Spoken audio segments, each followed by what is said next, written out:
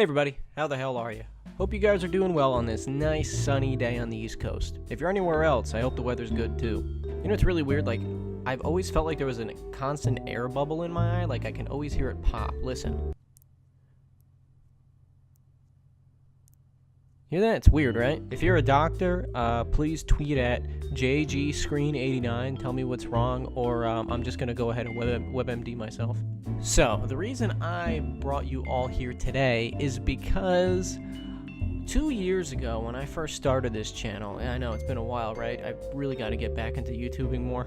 Anyway, 2 years ago when Metal Gear Solid 5 came out, one of my most anticipated games ever in my life, because I'm a die-hard Metal Gear Solid fan. And the fifth one came out September 1st, 2015. I remember that because I was still working at the toilet company. That's not a joke. Anyway, Metal Gear Solid 5 was one of the most anticipated games of my lifetime. I mean, so far, I'm still a young guy, I think. I mean, you know, I don't feel young anymore, but I digress. Anyway, I made a Metal Gear Solid 5 review, as you can see here, called MGSV review, and I praised the game. I said I loved it, it was great, blah, blah, blah, blah, blah. Well, I'm completely going back on that. I was totally wrong in saying all that. And this is a review, or a re-review, I should say, I've been wanting to do for a long time because I hate Metal Gear Solid 5. Shortly after I posted that review, I played more of the game. I talked about it with my good friends, about what they thought about it too, and then it just kind of dawned on me. It's like I slept on it, and I woke up one day, I'm like, man, I changed my mind. I don't like Metal Gear Solid 5. And here's why. Also, I thought it was a good time to post this anyway, because Metal Gear Solid 5 is now going to be free on PlayStation Plus for October. But if you're a Metal Gear fan, you know how crazy and zany the whole, 25-year, 30-year spanning story is for those games. And actually in the game's timeline it's like 40, 45 or something like that. Anyway, you know how zany and long the intricate canon is for the whole Metal Gear series, and it's some of it's really weird, but it's all charming and all really well done, and I love the lore so much. I would kill for a good Metal Gear Solid movie. Yeah, Metal Gear Solid 4 has like 3 hours or more worth of cutscenes, but you know, when you're a fan of the game, you love that stuff. And I mean, I do. I could just watch those cutscenes all day. They're great. And 5 is so devoid of any of that. Like, 5 barely has any cutscenes. The way each level is paced is like a TV show with opening and closing credits for each time you start a new level, or a new mission, I mean. And so it's like you're even spoiled when you go on a new mission, because it tells you like what enemies are going to be in it, or what boss is going to be. And it's like, well, who the hell thought of this? See, there goes my eye again. Popping. It's gonna fall out of my head one of these days. Anyway, Metal Gear Solid 5 is just so unengaging in its plot. Like, it's advertised as the bridge between the old and the new, the bridge between how Big Boss became a villain leading up into the events of the very first Metal Gear. So it was going to bridge that gap, as the trailers lead you to believe. And it is none of that at all. It is not the fault of Big Boss. It doesn't really feel like it bridges anything. There's no story in Metal Gear 5. There's no substance at all. Yeah, there's some standout moments, and there's some pretty cool, cutscenes here and there that I like, but then there's that really cringeworthy one where we're quiet and Venom Snake, I should say, because spoilers, 2 years later, he's not Big Boss. They pull the old switcheroo at the end, and it turns out that the medic that saves you in Ground Zeroes ends up getting plastic surgery on his face, and so he becomes a decoy Big Boss, and that's who you're playing as the whole game. It's mind-boggling. Like, who thought of that? But yeah, there's that weird cutscene of Venom Snake, as they call him, and Quiet, playing in the rain, and I am so glad nobody walked in on me as I was watching that. But it doesn't explain anything that it was led to explain. The game's not even finished. I would have actually liked it if they did this in episodes.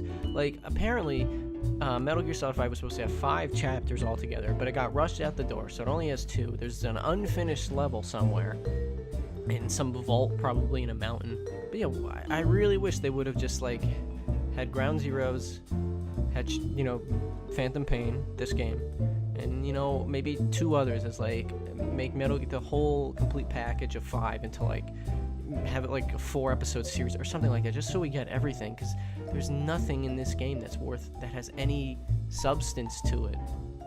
Story-wise, like it's devoid of any plot. It's the complete opposite of what you get from any of the other Metal Gear games.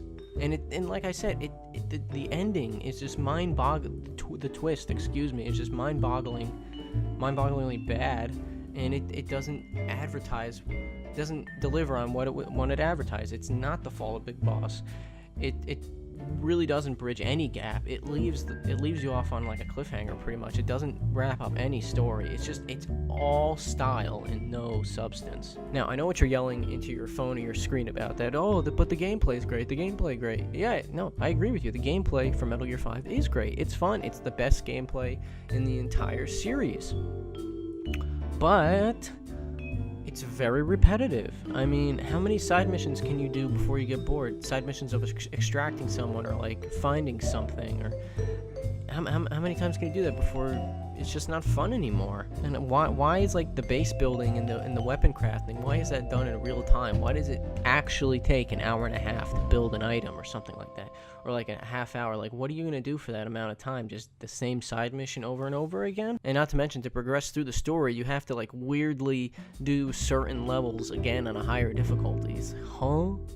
And sometimes even as a different character that's not Snake. Huh? But I did play it all, even the secret endings that show you the twist and all that jazz, and yeah, I'm going back on my original review. I'm redacting it. Metal Gear Solid 5 is the biggest letdown in the whole series, and now that Kojima, the creator Hideo Kojima, isn't with Konami anymore, and he's doing his own thing with, Death Stranding does look awesome, I'll give him that, I hope it is. But Metal Gear is dead. Like, I know Konami said the Metal Gear name will survive, and we're getting Metal Gear Survive. Nice little, double meaning there. Yeah, I'm not interested in Survive at all. Like, I won't touch that game with a 10-foot pole.